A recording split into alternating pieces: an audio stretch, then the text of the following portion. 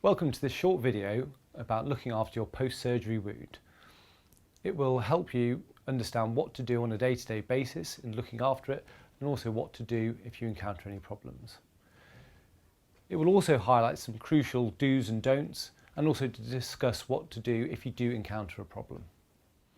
The size of your wound will depend on the particular surgery that you had.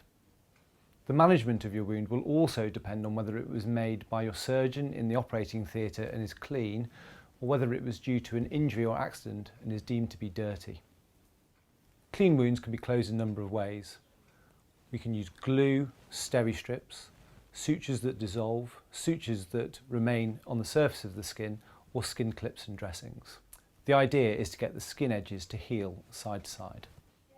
For dirty or infected wounds, often the wound is left open, essentially to heal from the base up with the skin edges not brought together. This allows dirty or infected material to be removed as the wound heals. The wound will often be covered with a dressing.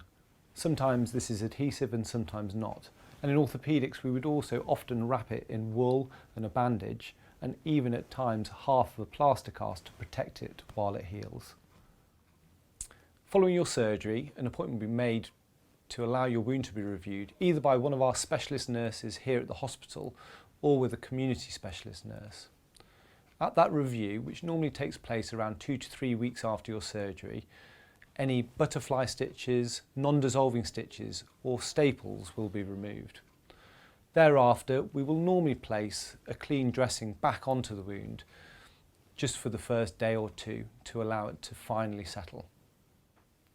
Please try and keep your wound as clean as dry as possible. This is to give it the best chance of healing and forming a simple and neat scar.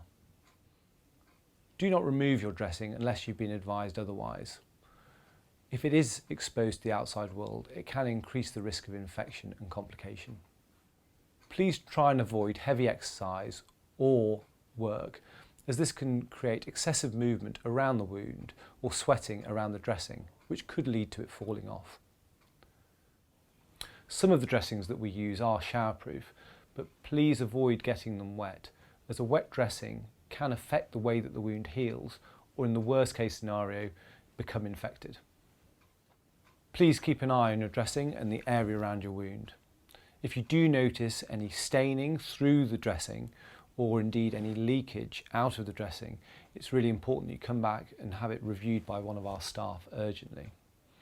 Other things to notice is that if the limb or the wound itself is becoming increasingly red or swollen and painful, we would also recommend that you come back to see one of our staff urgently here in the fracture clinic or in accident emergency if it's out of working hours.